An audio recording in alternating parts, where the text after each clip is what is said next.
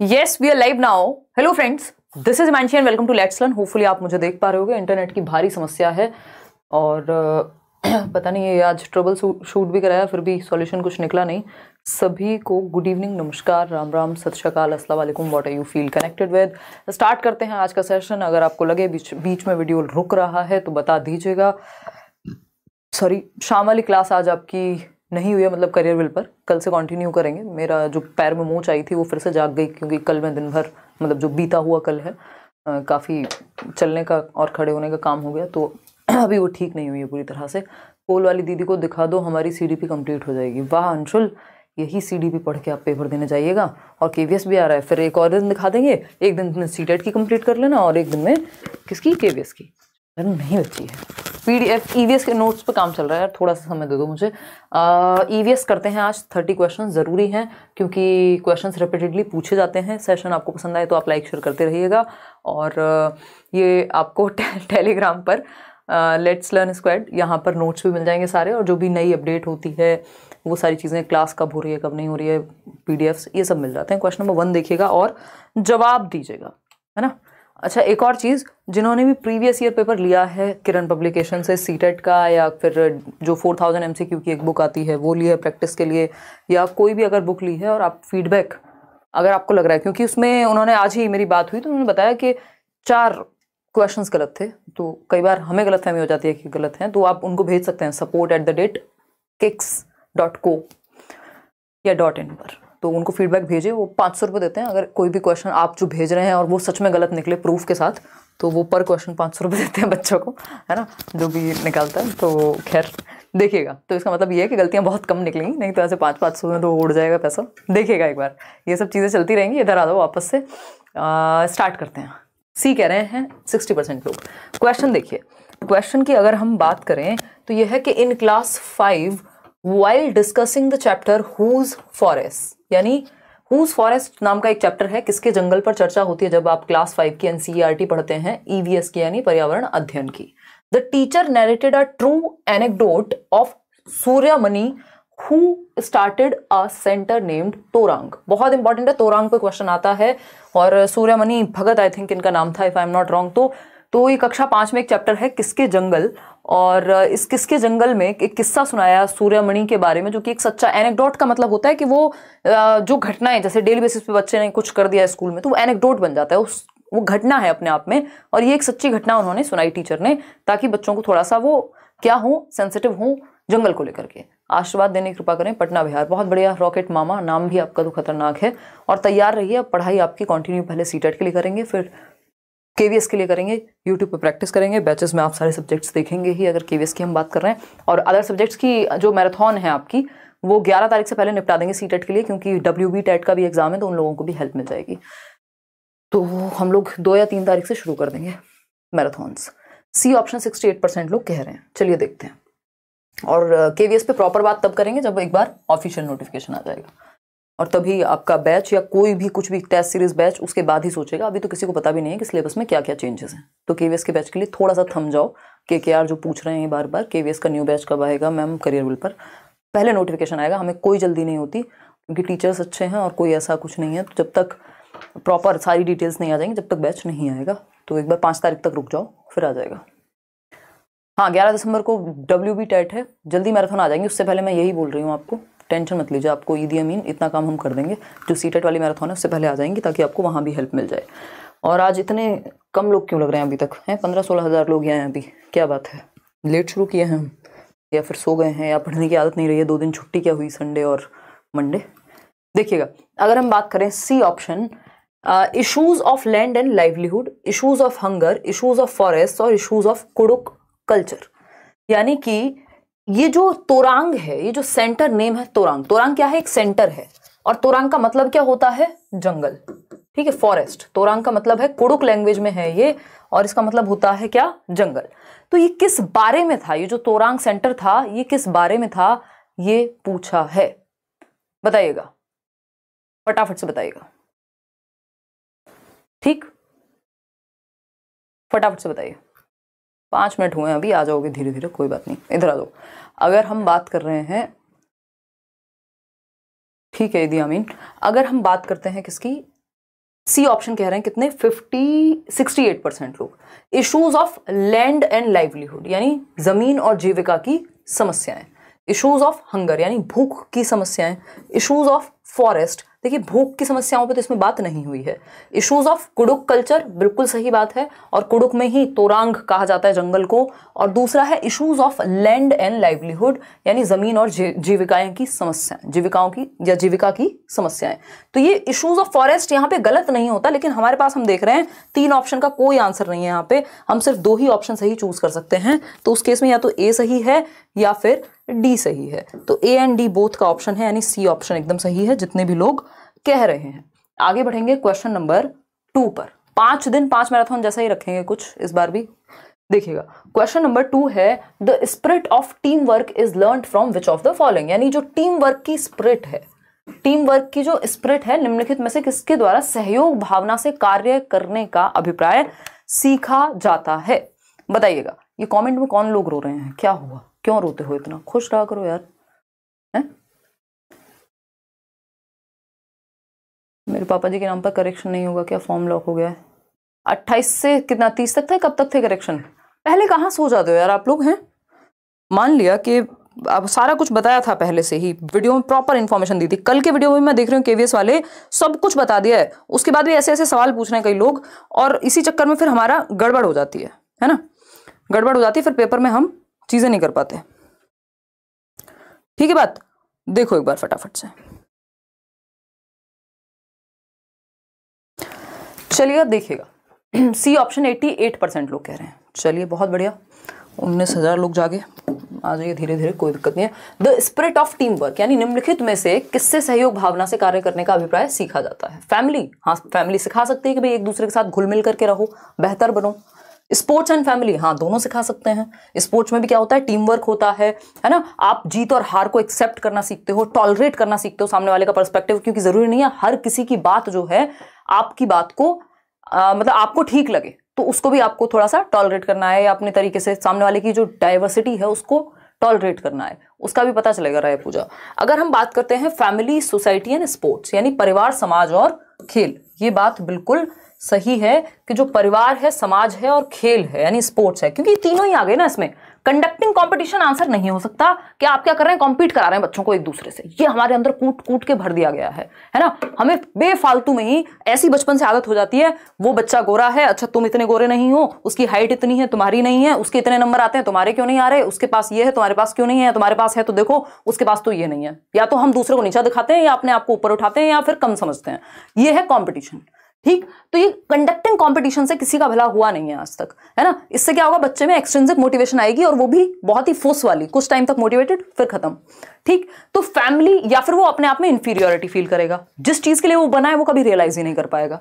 तो ये क्या हुआ, फैमिली जो है, परिवार आपको कोऑपरेशन सिखाएगा, सोसाइटी सिखाएगी एक साथ कैसे रहते हैं, एक दूसरे की मदद कैसे करते हैं, टीम में काम कैसे करते हैं, ग्रुप में काम कैसे करते हैं। स्पोर्ट्स में भी टीम वर्क होता है, पूरी पूरी टीम हारती है या फिर जीतती है, तो कोई एक इंडिविजुअल अपने हिसाब से चलेगा तो गड़बड़ है। लेकिन कंपटीशन क्रिएट करने से कोई भी टीम वर्क को बढ़ावा नहीं मिल रहा, और वो है भी तो वो हेल्दी नहीं है।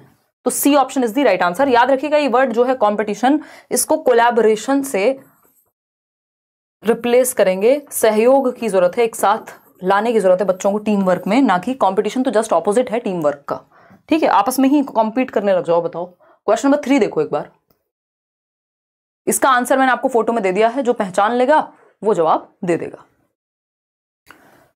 ठीक है स्वीटी गुप्ता, एकदम स्वीट हैं आप। 9 मिनट हो चुके हैं सेशन को, और हम तीसरे क्वेश्चन पे हैं, और हम जुड़ चुके हैं लगभग 20,500 लोग। बहुत ही बढ़िया, मेरा सीटेट अच्छे प्रिपेयर हो गया है, बट मैं अदर लोगों के क्वेश्चन क्यों नहीं सॉल्व कर पा रहा हूँ। लोगों ने अगर अपनी मर्जी से बनाए हैं तो कृपया उनसे बच के रहें, इस टाइम पे पेपर का टाइम है, और जो सिर्फ प्रीवियस ईयर हैं, चाहे ऑफलाइन वाले भी कर लो सॉल्व, लेकिन टेढ़े मेढ़े क्वेश्चन मत करो अगर आपको लगता है कि सही सिलेबस के अकॉर्डिंग नहीं है चीज़ें। अगर दूसरा रीज़न ये भी हो सकता है कि आप अभी कॉन्सेप्ट समझने में गलती करते हो, तो उनको देख के घबराना नहीं है, ठीक है ना, घबराना नहीं है।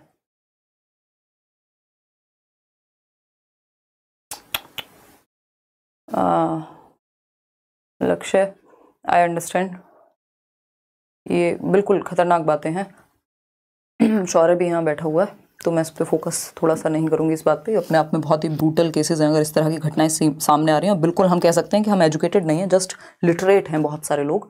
एजुकेशन की ज़रूरत है सच में। देखिएगा, विच of the following is not a social insect, यानी कि सोशल इंसेक्ट का मतलब क्या, सामाजिक कीट नहीं है। चींटियां, टर्माइट्स, बीटल या हनी बी, इन तीनों के बारे में बात हुई है। बीटल के बारे में आपकी एनसीईआरटी में बात नहीं हुई है। टर्माइट्स होती है दीमक, दीमक भी क्या है, ग्रुप में रहती है। सोशल का मतलब जो ग्रुप में रहे, मतलब आसान भाषा में ऐसे ही समझ सकते हैं। और ग्रुप में ड्यूटीज डिवाइड हो जाती हैं, साथ साथ चलते हैं। आपने देखा होगा दीमक भरपूर रहती है एक जगह पे। चींटियां भी एक के पीछे दूसरे चलती हैं, अगर आप एनसीईआरटी में पढ़ेंगे ये आपको समरी भी मिल जाएगी। तो ये भी ग्रुप में रहती हैं, यानी सोशल हो गई, सोशल इंसेक्ट। हनी बी क्या है, हनी बी भी ग्रुप में रहती है। आपने देखा है, पूरा बोला जाता है ना, मधुमक्खी का छत्ता बोलते हैं नॉर्मल भाषा में। तो ये क्या है, ग्रुप में रहती हैं पूरे, इनके बीहाइव्स होते हैं। लेकिन बीटल जो है, बीटल मतलब इसको झिंगुर कह लीजिए आप, या भृंग कह सकते हैं हिंदी में। ये है आपका बीटल। ये बेचारा सॉलिटरी या अकेला रहने वाला प्राणी है और जीव है, जो भी आप कहना चाहें इसको। ये ग्रुप में नहीं चलता। आपने देखे बहुत सारे बीटल उड़ के जा रहे हैं इधर से उधर, झिंगुर जो है, ऐसा नहीं होता ना, एक आध की किसी की आवाज आती है। तो ग्रुप में, ये सब ग्रुप में रहते हैं, चाहे वो चींटियां हो, दीमक हो, मधुमक्खी हो, लेकिन बीटल ग्रुप में नहीं रहता। तो C option is the right answer. अच्छा, एक और इसमें क्वेश्चन आता है ग्रुप को लेके। एक और इंसेक्ट है वास्प, जिसको हम एग्जैक्ट मेरे को याद नहीं है, भरड़ बोलते हैं आई थिंक, वो काट लेता है ना जो, तो वास्प भी ग्रुप में ही रहता है। ये भी पेपर में पूछा जा चुका है, तो हमें थोड़ा सा आइडिया होना चाहिए कि वास्प क्या होता है। आगे बढ़ते हैं, क्वेश्चन नंबर 4 देखिएगा क्या कहता है। क्वेश्चन नंबर 4 देखिए, Valsad town is located in which direction from Hyderabad Telangana state, यानी वलसाद शहर जो है वो हैदराबाद शहर यानी तेलंगाना राज्य के, जो कि ऑफकोर्स अब तेलंगाना में है, के सापेक्ष किस दिशा में स्थित है। याद रखिएगा, वलसाद आपके एनसीईआरटी में दिया हुआ है। अब जिन्होंने एनसीईआरटी नहीं पढ़ी उन्हें नहीं पता लगेगा। वलसाद कहाँ है, गुजरात में है ना। वो ट्रेन शुरू होती है, चलती है, ये वो पूरी जो कहानी है। तो वलसाद कहाँ है, गुजरात में है। हैदराबाद आपको बता ही दिया, तेलंगाना स्टेट के अंदर हो गया। अब इस केस में अगर हम देखें तो ये गुजरात यहां कहीं होगा, तटीय क्षेत्र है, और आंध्र प्रदेश या अगर हम तेलंगाना की बात कर रहे हैं तो ये यहां कहीं होगा। और इसको थोड़ा सा इधर करके लिखेंगे, क्योंकि ये वाला तट हो गया बे ऑफ बंगाल वाला, इधर आपका इंडियन ओशियन वाला हो गया। तो ये देखें अगर, तो पहले तो ऊपर आना पड़ेगा क्योंकि ये साउथ में है। इसके मुकाबले, गुजरात के मुकाबले क्या है, ये साउथ में है। तो इसका मतलब नॉर्थ तो जाना ही पड़ेगा, ऊपर की तरफ मतलब नॉर्थ, और इसके साथ साथ वेस्ट में भी जाना पड़ेगा, यानी वेस्ट। तो नॉर्थ वेस्ट, अगर इधर जाना होता तो नॉर्थ ईस्ट हो जाता। तो इसका आंसर क्या है, नॉर्थ वेस्ट। ठीक, नॉर्थ वेस्ट। एक बार मैप पे भी देख लेते हैं, मैप का एक क्वेश्चन निश्चित रूप से आएगा, ध्यान रखिएगा। देखिएगा, अगर हम बात करते हैं यहां, तो हमको पता है ये है तेलंगाना, हैदराबाद, ये आपको पीडीएफ मिल जाएगी, इससे रिवाइज कर लीजिएगा। और हमें पता है कि ये क्या ईस्ट में है, बे ऑफ बंगाल इसके बराबर में हम देख रहे हैं, इधर इंडियन ओशियन होगा, ठीक है ना। अगर अरेबियन सी, सॉरी, इंडियन ओशियन नीचे होगा। अगर हम बात कर रहे हैं यहां पे गुजरात की, तो ये सिंपल हम देख पा रहे हैं यहाँ पे तेलंगाना और गुजरात में कि तेलंगाना है यहां, और तेलंगाना से गुजरात तक जाने के लिए वेस्ट भी जाएंगे और नॉर्थ तो जाना ही है। तो नॉर्थ वेस्ट, पहले तो सबसे पहले कहां जाएंगे, ऊपर तो जाना ही पड़ेगा, और वेस्ट में भी। तो नॉर्थ वेस्ट में है तेलंगाना। ये क्या होगा, वेस्ट हो गया ना। ये ईस्टर्न आपके जो स्टेट्स हैं इधर हैं, साउथ ये है, ही नॉर्थ वहां है। तो क्या हो गया, एक तो नॉर्थ मतलब ऊपर, और वेस्ट, तो नॉर्थ वेस्ट। सिंपल आंसर इसका हो गया। कोई दिक्कत परेशानी इस बात को समझने में है अगर, तो बता दीजिए, अगर नहीं है तो भी बता दीजिए। अब आते हैं क्वेश्चन नंबर हम 5 पर। आज बिल्कुल एनर्जी नहीं थी, मैंने ऐप पे तो छुट्टी ही की हुई है, कल वहां मिलेंगे होपफुली। इतनी वीकनेस है भयंकर, और ऊपर से ये पैर मेरा। देखिएगा, बहुत ही बढ़िया। लाइक शेयर करना भी नहीं भूलना है भाई, वो भी करके जाना है। फर्स्ट टाइम है सीटेट का, मैंने नोट्स आपके पढ़े हैं, क्लास भी देख रही हूँ, पर कल मॉक लगा तो 83 ही आए। मुझे बहुत नर्वसनेस हो रही है स्वीटी। अभी तो जस्ट 3 सब्जेक्ट के आपको नोट्स मिले हैं, और अगर 3 सब्जेक्ट के नोट्स मिले हैं और अभी क्लास देखना शुरू किया है तो उसमें 83 कोई बुरा स्कोर नहीं है। अभी 2 सब्जेक्ट के नोट्स और मिलेंगे आपको, मैथ्स और ईवीएस के, तो ये स्कोर बढ़ जाएगा। और रिपीटेडली प्रैक्टिस करना नहीं छोड़ना है इस टाइम पे। अगर नंबर आपका कुछ भी आ रहा हो मॉक में, मॉक कर रहे हो तो बस इसलिए करो कि आपको प्रैक्टिस हो जाए, वहाँ पे 2.5 घंटे आप टाइम मैनेज कर सको। अब ज़्यादा मत सोचो कि नंबर कितने बढ़ा लूँ या क्या कर लूँ। जिन्होंने बहुत तैयारी की हुई है वो सोच सकते हैं ऐसा कुछ। देखिएगा, सी ऑप्शन कह रहे हैं 89% लोग। समझते हैं क्या कहानी है। Which of the following currency, यानी क्या, कौन सी मुद्रा is used in Abu Dhabi, यानी आबू धाबी में किस मुद्रा का प्रचलन है। बहुत बार क्वेश्चन पूछा हुआ है आबू धाबी की करेंसी के ऊपर, फटाफट से बताइएगा। डॉलर है, रुपीज है, दिरहम है, या टका है। टका चलता है बांग्लादेश में, ये बात हमें पता है, नहीं पता तो पता कर लेते हैं। एक क्वेश्चन आ जाता है करेंसी पे भी, और ये तो रिपीटेडली सेम ही क्वेश्चन आता है क्योंकि एनसीईआरटी में यही है।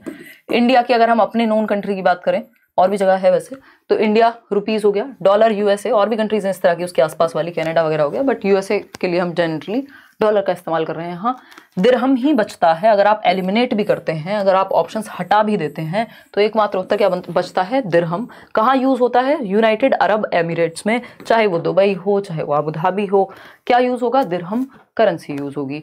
ठीक है, इतनी बात क्लियर है? कोई दर्द परेशानी? नीरज सिंह कॉमेडी किंग बताइए, अगर है तो बता दीजिए, नहीं है तो भी बता दीजिए। चंचल यादव दिल भेज रहे हैं। आकांक्षा कह रही है मैम आप ललन टॉप पे बहुत अच्छा किए हो। अच्छा, धन्यवाद आकांक्षा, आपको पसंद आया। वो एक छोटी सी कन्वर्सेशन थी, उस दिन मैं सोई भी नहीं थी पिछली रात को, क्योंकि मतलब इसलिए नहीं कि ललन टॉप पे जाना था, इसलिए कि मैं दिन में एक सेमिनार था सुबह इस कोने पे दिल्ली के, और शाम को उस कोने पे दूसरी जगह। देखिएगा, खैर central bank of United Emirates, ये क्या है? यूएई की करेंसी हो गई। 50 दिरहम आपको फोटो में देख पा रहे हैं आप, देखिएगा।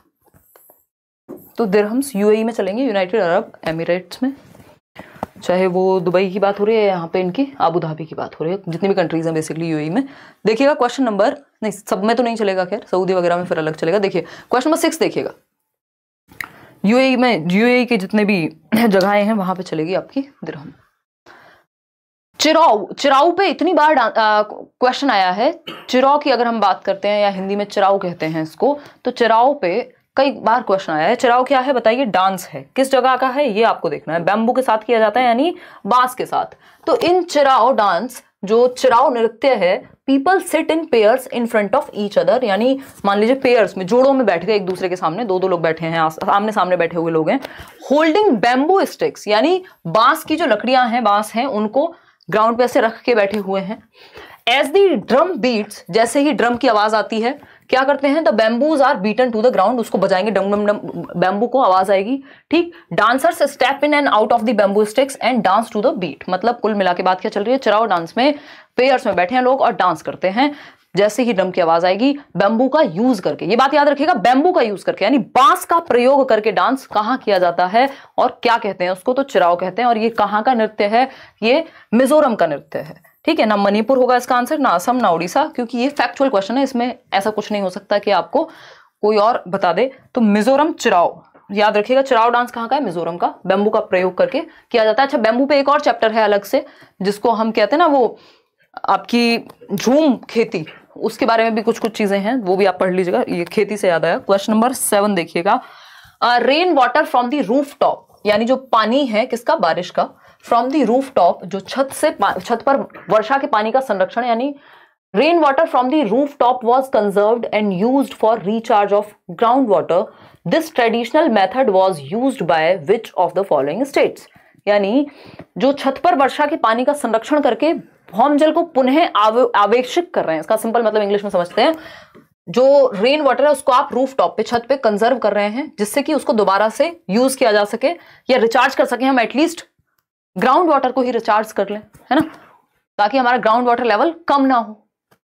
ठीक है ना, बताइएगा एक बार कौन से स्टेट की बात हो रही है? गुरमीत मलिक कह रही मैम केवीएस की तैयारी करने से सुपर टेट में फायदा होगा या नहीं? मैम पेडागोजी में 90 में से 75 आ रहे हैं, कंटेंट के क्वेश्चन नहीं लगाए, ईवीएस नोट्स प्लीज। दे देंगे गुरमीत, ईवीएस के नोट्स अभी जल्दी दे देंगे। ऑफ कोर्स एक दूसरे से आपको, अगर आप केवीएस की तैयारी कर रहे हैं सुपर टेट में, निश्चित रूप से फायदा होगा, क्यों नहीं होगा। हिंदी इंग्लिश वहां भी आती है ना, वहां आपका टीचिंग स्किल भी आएगा, जहां तक है वो भी सिलेबस में होगा ही। ठीक है, 126 नंबर आ रहे हैं मॉक लगाने में आपकी वजह से। शालिनी मिश्रा कह रही हैं बस आशीर्वाद दो। बहुत बड़ा शालिनी, आप 130 प्लस लेके आओ, फिर हम बैठ के डिस्कशन करेंगे, चैनल पे इंटरव्यू करेंगे। कोशिश ऐसी ही है, सबके साथ नहीं हो पाता है, बट स्टिल कोशिश करेंगे। ठीक है जी, मॉरल डाउन हो रहा है ऑनलाइन मॉक में, पढ़ाई करो अब तो बस, इस टाइम पे टेंशन मत लो। कौन सा मॉरल और कुछ भी नहीं, कुछ नहीं सोचना, है ना। 28,000 के 28,000 लोग हैं, डेली जो पढ़ाई चल रही है वो दबा के करो। मॉक टेस्ट सिर्फ इसलिए दो कि प्रैक्टिस हो जाए इस टाइम पे, और जहां पे गलती है उसको एनालाइज करो, सिंपल। देखिए, अगर हम बात कर रहे हैं rain water from the roof top, specially जिन्होंने ज्यादा पढ़ा है वो इस टाइम पे मॉक टेस्ट से फायदा ज्यादा ले लेंगे। जिन लोगों ने पढ़ा ही कम है तो उनका मॉरल डाउन होगा, लेकिन फिर वो एनालिसिस करके गलतियां हटा दें अपनी, तो उनका काम बन जाएगा। फटाफट से बताइए, राजस्थान की बात हो रही है, ऑफ कोर्स राजस्थान की बात हो रही है। छत पर वर्षा के पानी का संरक्षण करके भौम जल को पुनः आवेशित किया जाता है, जिससे ग्राउंड वाटर लेवल को ठीक किया जा सके। राजस्थान की प्रॉब्लम है। B option is the right answer over here. आगे बढ़ेंगे क्वेश्चन नंबर 8 पर। देखिएगा एक बार question number 8, Brahmaputra river flows through which of the following states in India. यानी ब्रह्मपुत्र जो नदी है वो भारत के किस राज्य से होकर गुजरती है। ये नदी का क्वेश्चन पहली बार देखने को मिला है कि किस राज्य से होकर गुजरती है, ये पूछा है। तो इस बार आप नदियां भी एक बार पढ़ लीजिएगा, ईवीएस में थोड़ी सी नजर मार के चले जाइएगा। जरूरी नहीं है दोबारा क्वेश्चन आए, बट क्या पता आप दे ही दिया है तो और आपके पास समय है तो क्यों नहीं। ठीक है जी, क्यों नहीं, वाई नॉट। ठीक है बात, बहुत ही बढ़िया। लाइक शेयर करने में कंजूसी बरत रहे हैं आप, पहले ही एनर्जी कम है। देखिएगा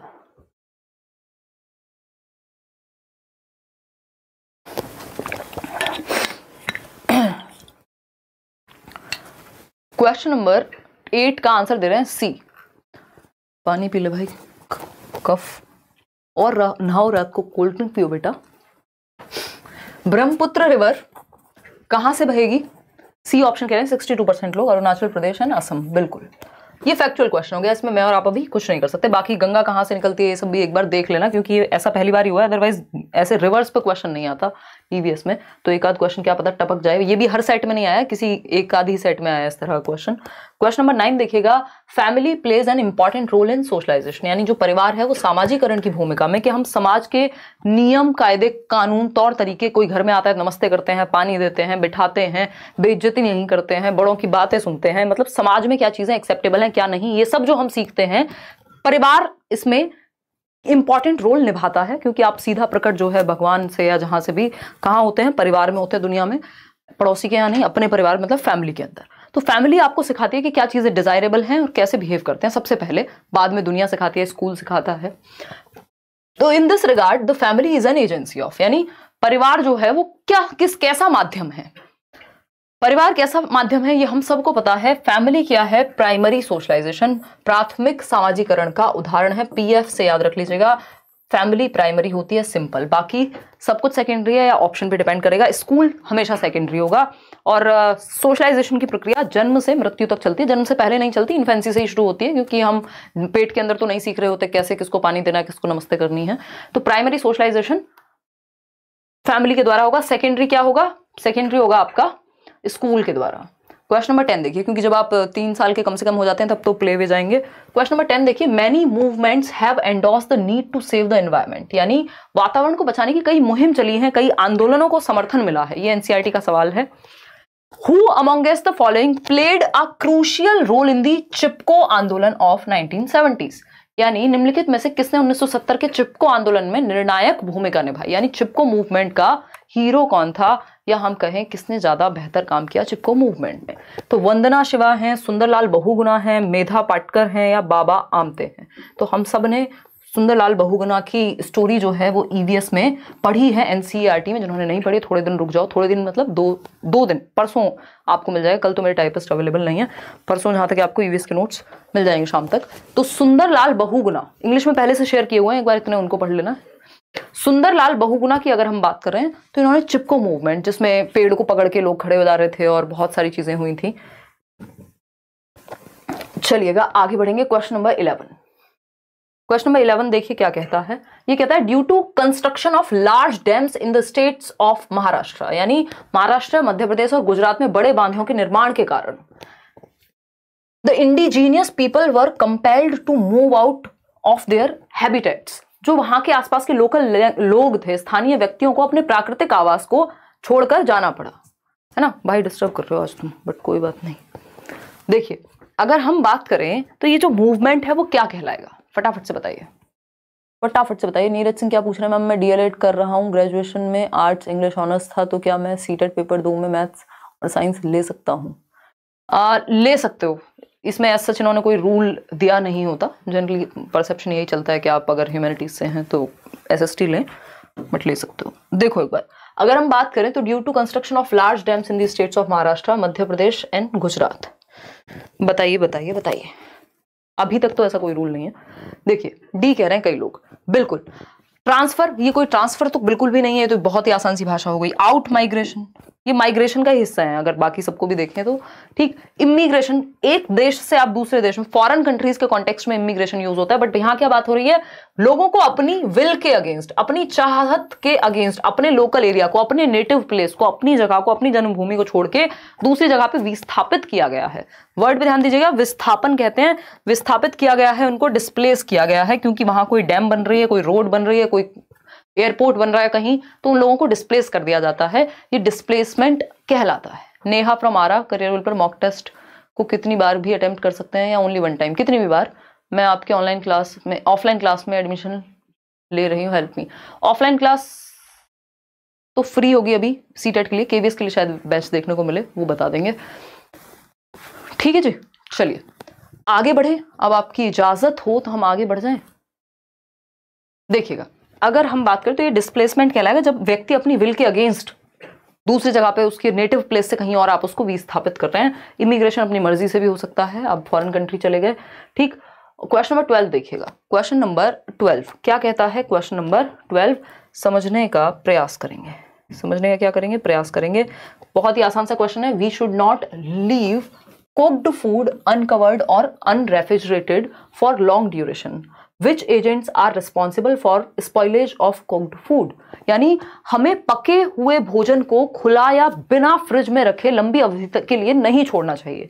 बोलती ना मम्मी, बेटा सब्जी फ्रिज में रख दियो, या शौर्य दूध फ्रिज में रख दियो, हैं? क्यों? क्योंकि अगर हमने जो भी बना हुआ खाना है या अनकवर्ड फूड है, अगर उसको लंबी ड्यूरेशन के लिए ऐसे ही छोड़ दिया तो वो हो जाएगा खराब। उस खराब होने को, किसकी वजह से खराब होता है, ये हमसे पूछा है। यानी निम्नलिखित में से कौन सा कारक पके हुए भोजन को बेकार करने के लिए जिम्मेदार है? इंसेक्ट्स तुरंत आ जाते हैं क्या? इंसेक्ट्स हैं, अगर पहले से घूम रहे हो तो आ भी सकते हैं, बट ये तो रीजन नहीं होता कि कीड़े खा जाएंगे, है ना, वायरस लग जाएगा। कोरोना थोड़ी लग जाता है खाने को, वो कोरोना के टाइम पे लगता था, अब नहीं लगता, है ना। वो भी बने हुए कुक्ड फूड की बात हो रही है, तो कुक्ड फूड में तो नहीं लगता था। फंगस या बैक्टीरिया, आप देखते हैं कि फंगस तो बहुत बाद की कहानी है कि आपने जमाने भर के लिए छोड़ दिया उसको, तब कहीं फंगस लग सकती है। बैक्टीरिया है जो मेन रीजन है जिसके लिए कहा जाता है कि बिना फ्रिज के मत रखो लंबे समय तक, नहीं तो वो खाने योग्य नहीं बचेगा। तो बैक्टीरिया की वजह से वो खराब हो जाता है, उसमें बैक्टीरिया डेवलप हो जाते हैं। ठीक है जी, तो आंसर है इसका डी, ना कि फंगस, क्योंकि बात हो रही है कुक्ड फूड को ज्यादा देर तक आप अनकवर्ड या अनरेफ्रिजरेटेड क्यों नहीं छोड़ते, ढक के रखते हैं चीजों को, क्योंकि बैक्टीरिया डेवलप हो जाते हैं। क्वेश्चन नंबर 13 देखिए, क्वेश्चन नंबर, और आपने देखा होगा अनकवर्ड रहने पे या ऐसे ही छोड़ देने पे, बिना फ्रिज में रखने में अगर आप भूल जाएं तो सब्जियां खराब हो जाती हैं, फिर अगले दिन आपकी डांट पड़ती है या आप किसी की डांट लगाते हैं, अगर आप खुद मम्मी हैं तो, है ना, है दूध फट जाता है, उसको हम कहते हैं खराब हो जाता है, फिर पनीर बना के खा जाते हैं उसको कई लोग, है ना। Let's start study. Poonam ma'am, मैं सीटेट फॉर्म में इंस्टीट्यूट पिन कोड की जगह यूनिवर्सिटी पिन कोड डाल दिया हूं, तो क्या इसे करेक्ट करना होगा? और सिग्नेचर थोड़ा सा तिरछा हो गया। तिरछा से तो कोई दिक्कत नहीं पड़ता, क्लियर है, बट क्लियर है बस, तो क्लियर दिख रहा है तो कोई दिक्कत नहीं है। बात रही इसकी आपके पिन कोड की, तो वो करेक्ट कर सकते हो मेरे ख्याल में आप कॉलेज का, और नहीं भी हो रहा है तो किसी को फर्क पड़ नहीं रहा है, गलती हो सकती है उसमें, वो उतनी बड़ी चीज़ नहीं है, बट हाँ उसको चेंज कर लेना अगर एडिटिंग का ऑप्शन है तो, एक बार चेक कर लो। नोट्स हिंदी में दें, सीडीपी में हिंदी में बहुत कम है।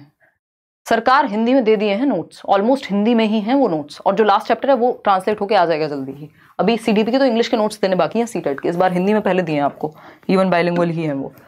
The date of packaging is mentioned on every packed food item because, यानी प्रत्येक भोज्य पदार्थ के पैकेट पे लिखा होता है। मान लीजिए आप मैगी भी ला रहे हैं जो कि कोई बहुत अच्छा भोज्य पदार्थ नहीं है, है ना, या कोई भी आप खाने की चीज ले रहे हैं, एक उस पे पैकेट पे लिखा होगा कि कब तक चल पाएगा, है ना, इसकी एक्सपायरी डेट क्या है।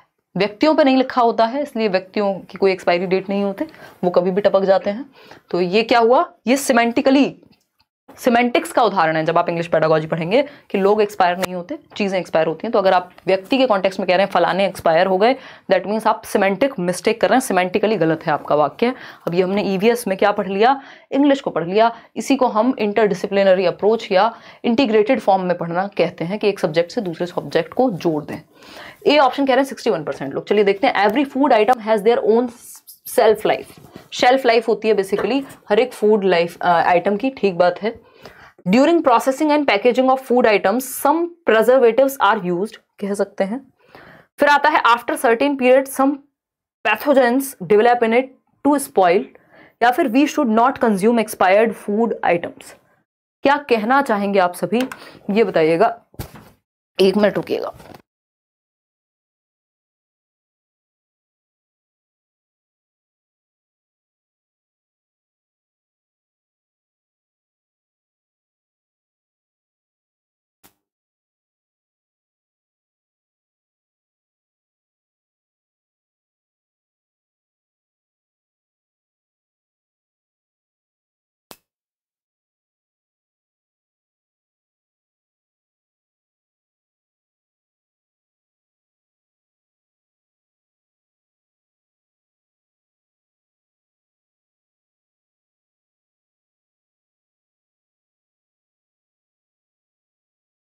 देखिएगा एक बार, ए कह रहे हैं 69% लोग।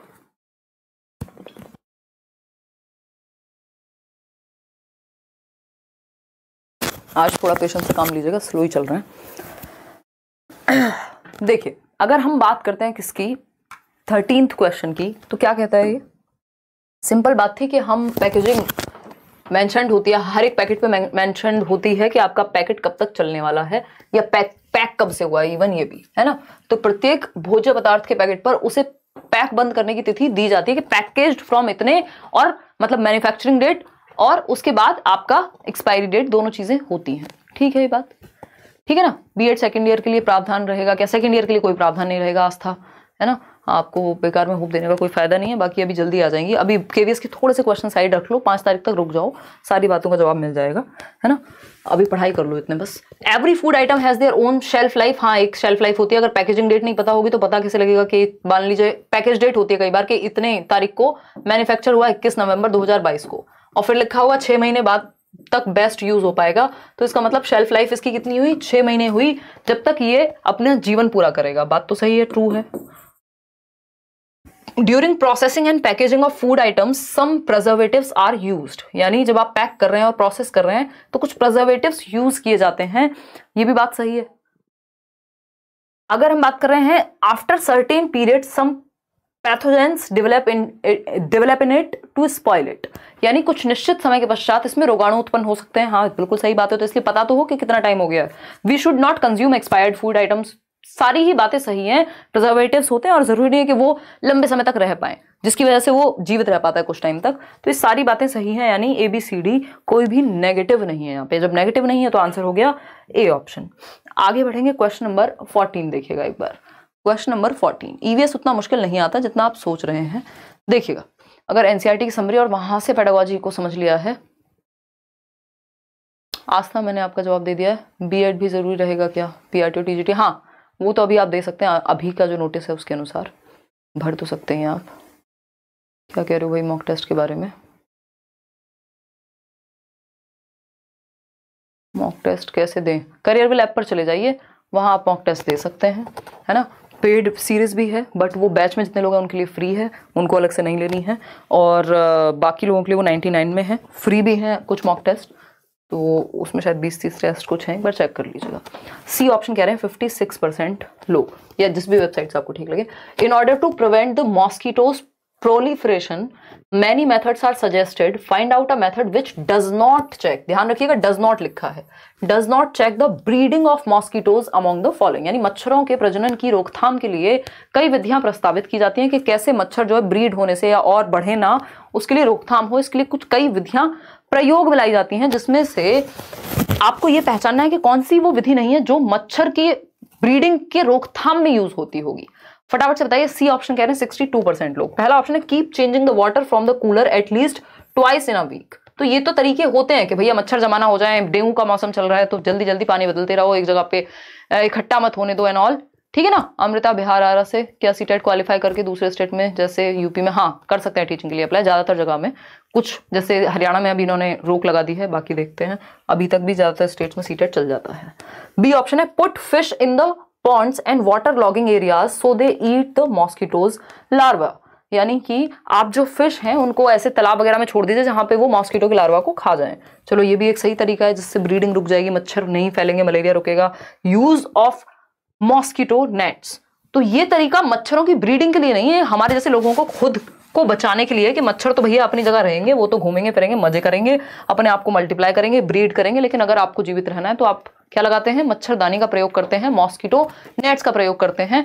आज भी गाँव में, शहरों में बहुत सारी जगह पे यूज होता है ना। तो मॉस्किटोज को प्रिवेंट करने के लिए नहीं है, खुद को बचाने के लिए है। इससे ब्रीडिंग प्रिवेंट नहीं हो रही कि वो बच्चे नहीं देंगे या आगे अपनी प्रजाति नहीं बढ़ाएंगे, ऐसा कुछ नहीं है, प्रजनन नहीं रोकता ये, ठीक है ना।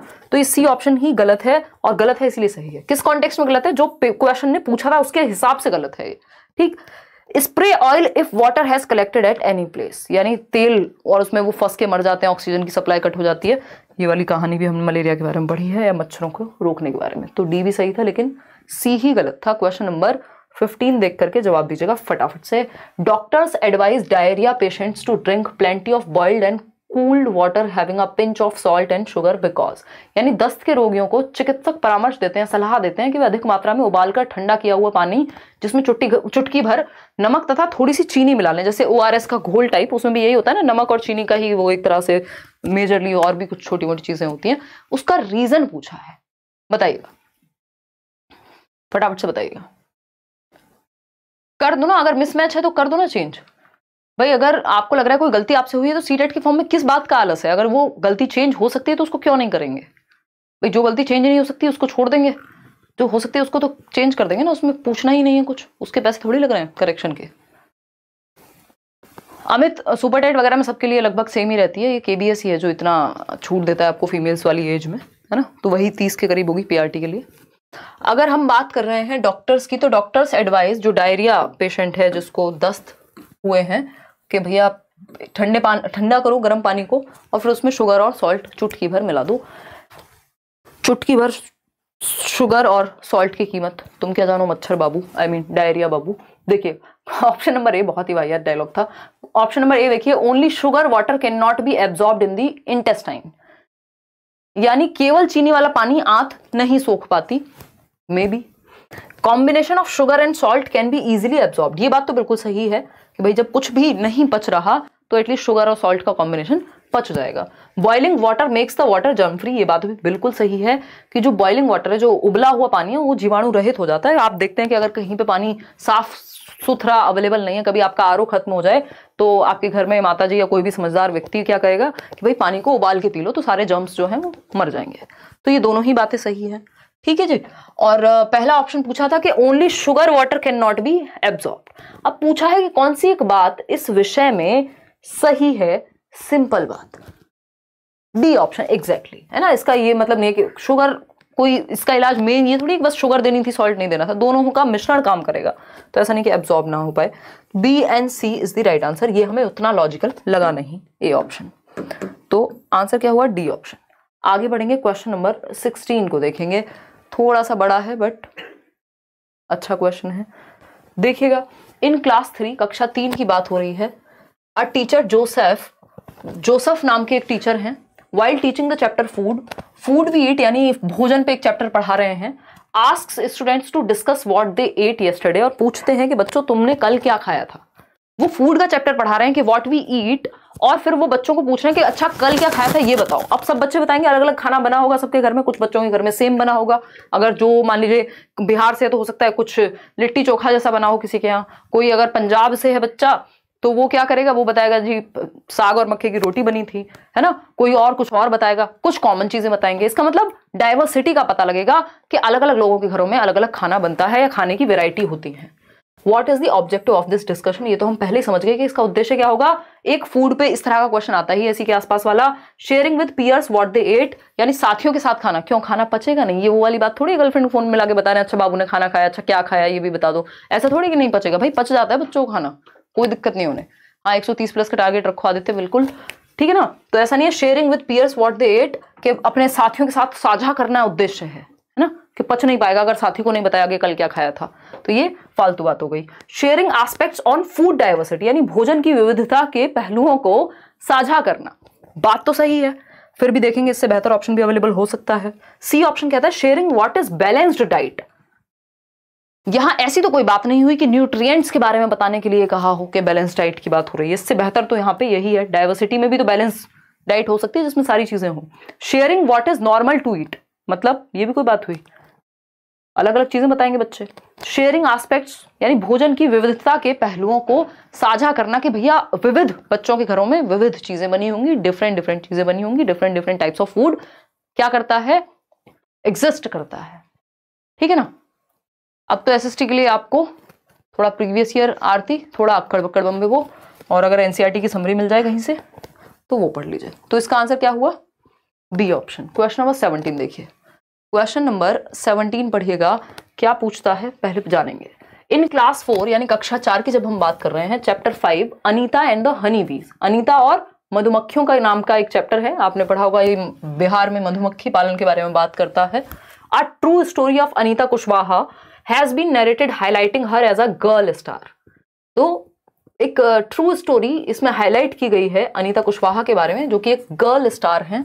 What is the most appropriate objective of such an initiative, यानी कि कक्षा 4 में 5वां अध्याय है अनीता एवं मधुमक्खियों के बारे में, जिसमें अनीता कुशवाहा की एक सच्ची कहानी बताई गई है, जिसका वर्णन एक बालिका सितारा के रूप में उजागर किया गया है। यानी जो अनीता कुशवाहा है उनको हम स्टार गर्ल के रूप में देख रहे हैं यहाँ पे, और उनकी कहानी सुन रहे हैं। इसके पीछे उद्देश्य क्या है बताइएगा। पहला ऑप्शन है showing how girls are happy and underline the much needed support to them, यानी दर्शाना की लड़कियां कैसे खुश होती हैं, उनको प्रोत्साहित करने पर अत्यधिक बल देना। तो क्या सारी लड़कियां मधुमक्खी पालन करके ही खुश हो जाएंगी, हैं? ये तो वही वाली बात होगी जो लोग टिप्स दे देते हैं कि भैया ऐसे 4 चीजें ये करो, इससे लड़कियां बढ़ जाएंगी, इससे लड़के बढ़ जाएंगे, इससे ये हो जाएगा, उससे वो हो जाएगा। सब पे कैसे लागू हो सकती है सेम बात? Individual differences are there. तो सारी लड़कियां मधुमक्खी पाल के खुश होंगी, किसने कहा? बी ऑप्शन है शोइंग, फिर ऐसे लोग चप्पलें खाते हैं।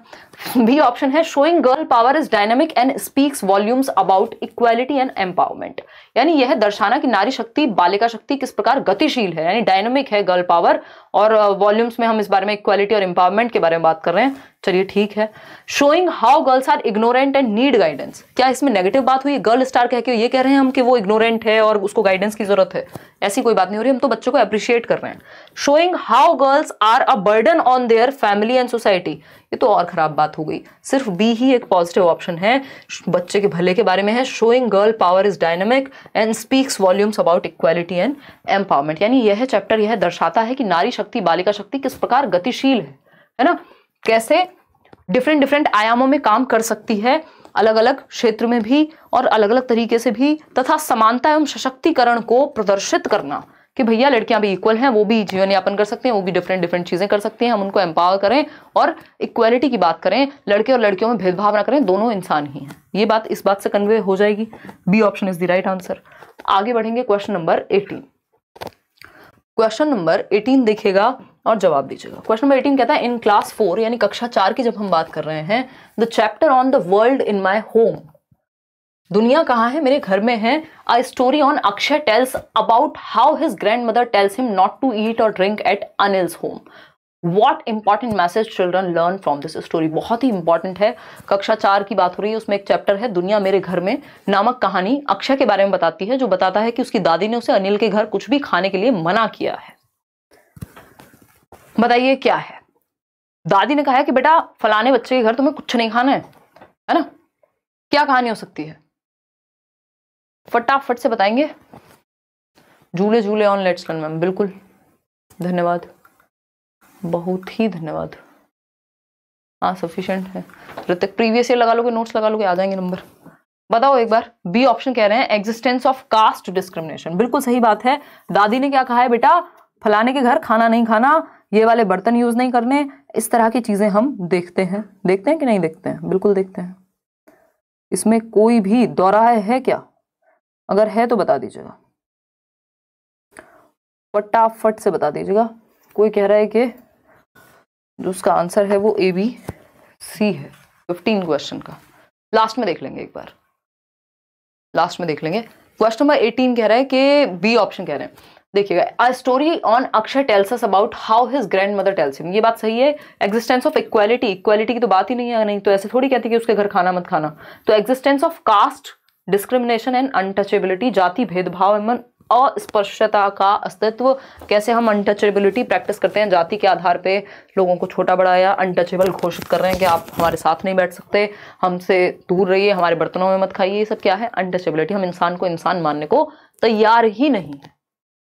ठीक है ना, हम इंसान को इंसान मानने को तैयार नहीं। इस केस में सी ऑप्शन है एग्जिस्टेंस ऑफ कम्युनलिज्म। यहाँ पे सांप्रदायिकता में खाना तो नहीं आएगा, at least existence of religious discrimination ऐसी यहाँ कोई बात नहीं हुई, लेकिन हाँ कास्ट की बात यहाँ जरूर हुई है अगर आपने चैप्टर पढ़ा है। क्वेश्चन नंबर 19 देखिएगा और जवाब दीजिएगा। देख रहे हैं 12 क्वेश्चन, परेशान मत हो। नहीं 15, एक मिनट रुको।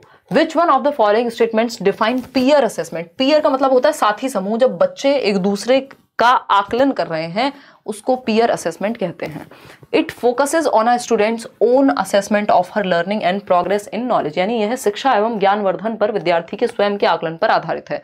देखिएगा अगर स्व आकलन की बात होगी, सेल्फ असेसमेंट की बात होगी, तो आंसर क्या हो जाएगा, ये हो जाएगा असेसमेंट एज लर्निंग, है ना, या फिर सेल्फ असेसमेंट। ये दो शब्द लिखे होंगे, स्व आकलन या फिर एज लर्निंग का मतलब भी खुद से ही आकलन होता है। Assessment as learning, for learning है टीचर इन्वॉल्व होगा फीडबैक के लिए, ऑफ लर्निंग होती है जजमेंट के लिए। ये तीनों का मेन डिफरेंस है, ठीक है ना। इंग्लिश भी करवाएंगे रूपा, डोंट वरी, जल्दी ही मैराथन शुरू कर देंगे अगले 1 से 2 दिन में। हाँ, कौन है व्यक्ति जिसका 140 आ रहा है भाई मॉक टेस्ट में? ऋतिक सिंह, ऋतिक सिंह राजपूत, आपको हम एक गिफ्ट देंगे। आपका पैर का दर्द कैसा है? मनीषा मुझे लग रहा था ठीक हो चुका है, बट कल से वापस आ गया है, इस चक्कर में बैंड बज गई वापस से फिर से, क्योंकि भागम भाग तो कम हो नहीं रही है। अब याद आया है कि इस पर कुछ लगा लेंगे। अच्छा धन्यवाद ऋतु। 30,000 लोग देखते हैं और 3500 लोग लाइक करते हैं। क्या कर रहे हो यार? पलक बनवाल कितनी दुखी है, दिख रहा है आप लोगों को? लाइक शेयर करना भूला मत करो, यहाँ पे लोग दुखी हो जाते हैं, दिल पे ले जाते हैं मेरे से ज़्यादा। मैम आप मेरे कमेंट का जवाब दो, शालिनी कह रही हैं। कमेंट मैंने पहली बार पढ़ा है, नहीं पहली बार तो नहीं, बट शालिनी किसी और का भी नाम हो सकता है। देखिए सी कह रहे हैं ज्यादातर लोग। It focuses on a student while she is doing an activity. तो ये तो ऑब्जर्व कर रहे हैं, इसमें पीयर कहाँ है? साथी समूह, क्लासमेट्स चाहिए। पीयर का मतलब क्लासमेट्स से मान लिया करो, या उसके दोस्त हो सकते हैं बच्चे के, ठीक है, लगभग सेम एज के लोग। It focuses on students assessing other students in pairs और इन ग्रुप्स। ये बात बिल्कुल सही है। पीयर असेसमेंट का मतलब ये अकेला तो होगा नहीं बच्चा, यानी ग्रुप्स में होगा या पेयर में होगा एटलीस्ट, ठीक है ना। तो बच्चों का आकलन किसमें? ग्रुप्स में, उनके पीयर्स ही, अदर स्टूडेंट्स ही, विद्यार्थी एक दूसरे का आकलन जब कर रहे हैं, जिसका मतलब पीयर असेसमेंट है, सहपाठी आकलन है। It focuses on the learning and progress of group students, group of students. देखो ग्रुप ऑफ स्टूडेंट्स की तो टीचर भी कर सकता है असेसमेंट। ग्रुप ऑफ स्टूडेंट का मतलब पीयर असेसमेंट नहीं होता हमेशा। पीयर का मतलब है जब साथी एक दूसरे को, टीचर नहीं, बच्चे ही एक दूसरे को असेस कर रहे हैं। तो C option is the right answer in terms of peer assessment. आगे बढ़ेंगे, क्वेश्चन नंबर 20 देखिएगा। अगर हम बात करते हैं क्वेश्चन नंबर 20 की, तो इसमें आंसर क्या है? इन क्लास, आंसर बोल रही हूँ, क्वेश्चन क्या है? In class 3 chapter work we do, जो काम हम करते हैं, जो 6th थीम है आपकी ईवीएस की 6 थीम है ना, the story of Deepali is to focus on, यानी कक्षा 3 के अध्याय हम चीजें कैसे बनाते हैं, दीपावली की कहानी, दीपावली नहीं है दीपाली है ना, दीपाली की कहानी किस पर केंद्रित है? डिग्निटी ऑफ लेबर पर। या फिर अगर हम बात करते हैं, बैच के लिए रुक जाओ यार, हाँ अभी भी कर सकते हो join, the concept of equal pay for equal work, CTET की बात कर रही हूँ अगर कोई पूछ रहा है तो, the concept of gender bias in house hold work, या फिर द कॉन्सेप्ट ऑफ प्रोफेशन। तो इसका सिंपल, अगर आपने ये कहानी पढ़ी है तो concept of gender bias in house hold work, वो बच्ची जो है वो बड़ी है सबसे घर में, क्योंकि वो फीमेल है तो सारी जिम्मेदारी वो निभा रही है, उसको पढ़ने का भी मौका नहीं मिल रहा। तो ये जेंडर बायस का उदाहरण है कि कैसे हम घरेलू कामकाज में सिर्फ लड़कियों को ही समझते हैं कि घरेलू कामकाज सिर्फ लड़की का ही काम है। तो ये जेंडर बायस का उदाहरण है, सी ऑप्शन। क्वेश्चन नंबर 21 देखिएगा, जवाब दीजिएगा। थोड़ा सा लेंदी है बट पढ़ सकते हैं अगर आप थोड़ा सा एफर्ट लगाएंगे तो। आज से तैयारी शुरू की है, 130 प्लस लाना है, but with BEd, regular internship और रोज टीएलएम बनाना पड़ता है, क्या करूं, कैसे करूं? स्वीटी, अगर आप इतना काम साथ में कर रहे हो तो वैसे भी आपका सीटेट में दिमाग चल जाएगा। टीएलएम वगैरह ये सारी चीजें हेल्प करती हैं। जब मैंने पहली बार सीटेट दिया था तो मैं शायद फर्स्ट ईयर में ही थी, ऐसी मजाक में दे दिया था, और जो भी पढ़ते थे हम उस टाइम पे टीचिंग ट्रेनिंग में, वो सब काम आया, क्लियर भी हो गया था, बट उस टाइम पे वो वैलिड नहीं था।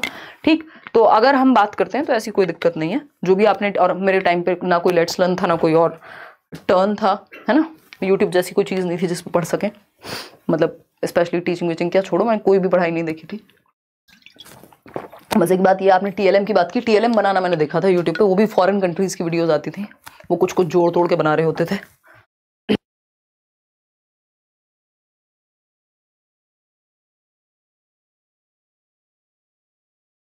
तो ये रेगुलर बीएड वालों को तो सहायता मिलेगी ही सीटेट में फॉर श्योर।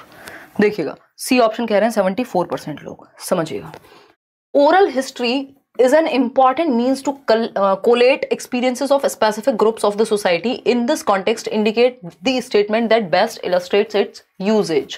यानी मौखिक इतिहास समाज के विशिष्ट समूहों के अनुभवों का समन्वय करने का महत्वपूर्ण साधन है।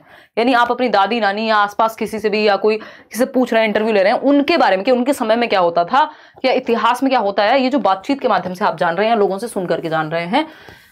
In this context indicate the statement that best illustrates, यानी इसके संदर्भ में कौन सी एक बात सबसे ज्यादा उपयोगी है, अच्छी तरह से इस बात को दर्शाती है कि ओरल हिस्ट्री वर्क करती है, इंपॉर्टेंट है। तो पहला ऑप्शन है teacher asks students to orally learn historical facts about India's independence. देखो ओरल हिस्ट्री का मतलब ये कतई नहीं है कि आप ओरली रट के जवाब दे रहे हो टीचर को, ठीक है, पहली बात तो ये हुई, तो ये गलत हो गया। Teacher asks students to give an oral presentation of India's history. Teacher asks students to collect experiences of grandparents about the freedom struggle. कि भैया आप अपने दादा से, नाना से, नानी से, दादी से, पिताजी से, उनके समय की बात पूछो कि उस टाइम पे, जैसे मेरी जो नानी है और अभी तो बहुत ही बुजुर्ग हैं, अदरवाइज हमने उनसे बहुत किस्से सुने हैं कि कैसे अंग्रेज आते थे उस टाइम पे, क्या रहता था, पूरी कहानियां, तो उन्होंने बहुत किस्से सुनाए। तो ये क्या हुआ, ओरल हिस्ट्री हो गई। आपने भी अपनी दादी नानी या किसी ना किसी से सुना ही होंगे। अगर आपकी थोड़ी अब पता नहीं इसको किस्मत कहेंगे, जो भी कहना चाहें, अच्छी रही होगी, ठीक है। तो डी ऑप्शन है teacher asks students to orally list the names. Orally list करने का मतलब नहीं है, ओरल हिस्ट्री का मतलब है जो लोगों से सुनी है आपने, ग्रैंड पेरेंट्स से, उनके टाइम की कहानियां जो उनके मुंह से सुनी है। तो C option is the right answer. ये एक अच्छा सोर्स माना जाएगा। अब इसमें कुछ चीजें भ्रांतियां भी हो सकती हैं और ज्यादातर चीजें सही भी होंगी। अगर कोई अपना एक्सपीरियंस बताएगा तो वो ओरल हिस्ट्री का ही हिस्सा होगा, इसलिए आंसर हमने वही लगाया था। अब मैपिंग स्किल पे क्वेश्चन है। मैपिंग स्किल पे क्वेश्चन मैथ्स पेडागोजी में भी आ जाता है। चरण स्पर्श, मैं बरेली से हूँ। ऐप पर 20 क्वेश्चन की मॉक और टेस्ट सीरीज के अलावा भी कुछ और टेस्ट या एमसीक्यू मिल रहे हैं क्या, पेड या नॉन पेड? हाँ सचिन, एक शायद 20 या 30 वो हैं आपके मॉक टेस्ट, 99 रुपए के, सिर्फ 99 रुपीज में वो है, अदरवाइज तो फ्री तो आपके हैं ही। सीटेट का टेस्ट सीरीज है वो, देखिएगा। अगर हम बात कर रहे हैं मैपिंग स्किल्स की, mapping skills are essential for a student to understand space. Suggest which of the following statements about maps are correct. यानी स्थान विशेष को समझने के लिए बच्चों को मानचित्र बनाने की कला का ज्ञान आवश्यक है, बताइएगा। मैपिंग मतलब मान लीजिए उनको, जैसे मैथ्स में एक क्वेश्चन आता है कि बॉटल का जो टॉप है उसके बारे में इमेजिन करने को कहा जाए, उसको बनाने के लिए कहा जाए, या दिशा के बारे में, अगर ईवीएस की कॉन्टेक्स्ट में बात करें तो उनको थोड़ा सा दिशाई ज्ञान हो, ठीक बात है। ए ऑप्शन है, a map is always made assuming that a person is looking at a place from the ground. अब ये टोटली आपके मानचित्र के बारे में बात हो रही है यहाँ पे, ये वो वाला मैथ्स वाला मैप भी नहीं है, ये सिंपल आपका मैप है। मान लीजिए इंडिया का मैप है, दुनिया का मैप है, ठीक। तो इस बारे में कौन सी एक बात सही है? पहला ऑप्शन है, map is always made assuming that a person is looking at a place from the ground. यानी मानचित्र सदैव यह मानकर बनाया जाता है कि व्यक्ति किसी स्थान को जमीन से देख रहा होगा। बताओ, 4 ऑप्शन है, इसमें से 2 ही सही होने वाले हैं, फटाफट से बताओ। क्या कहते हो जोसेफ भाई? ओह गॉड,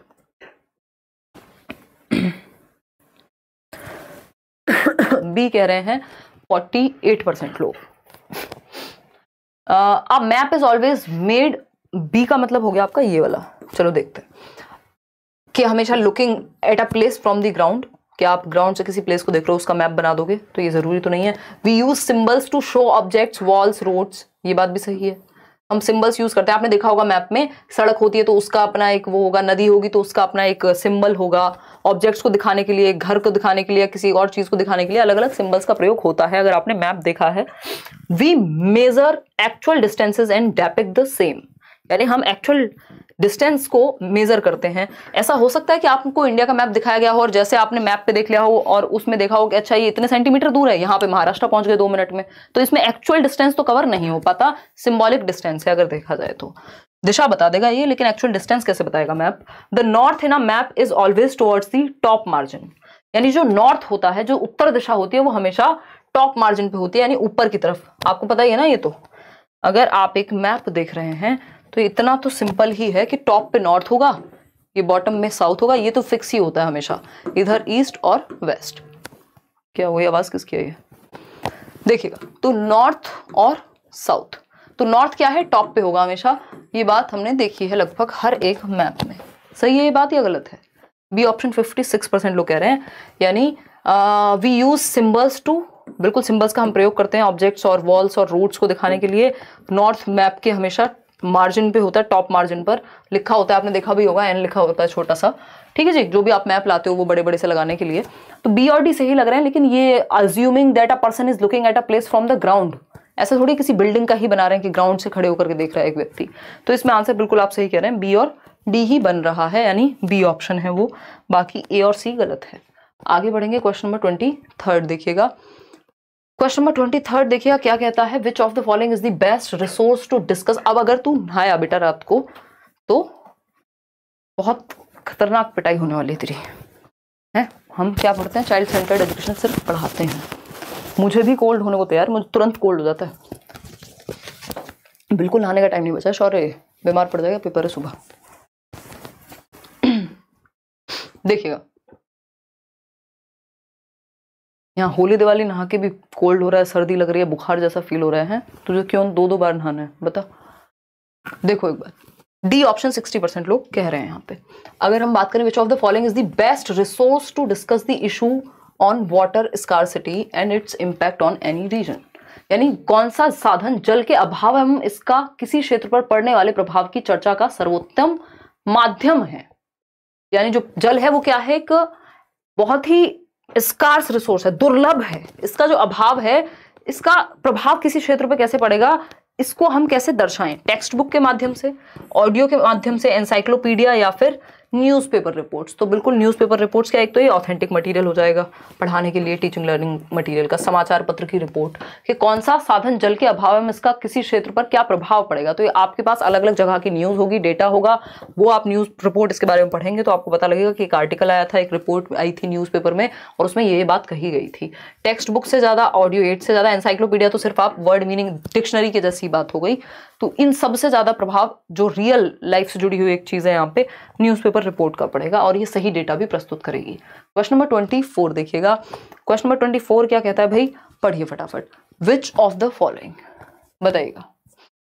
केवीएस का नया बैच, उत्कर्ष रुक जाओ एक बार, सारी डिटेल्स आ रहे हैं। दो सिलेबस क्या चेंज हुआ, अभी क्या पढ़ा रहे हैं आपको, हो सकता है सिलेबस हो, क्या सकता है होगा ही सिलेबस चेंज, तो ये तो गलत बात होगी कि अभी अगर बैच निकाल दें तो।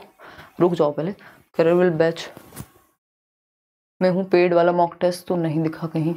अगर आप सीटेट के बैच में तो आपको फ्री मिलेगा, वो जितने लोग सीटेट के बैच में है करियर पे तो उनको वो फ्री मिलेगी टेस्ट सीरीज, उनको नहीं खरीदनी है, तो शायद इसलिए ना दिखा हो। देखिएगा फटाफट से जवाब दीजिएगा। ओ गॉड,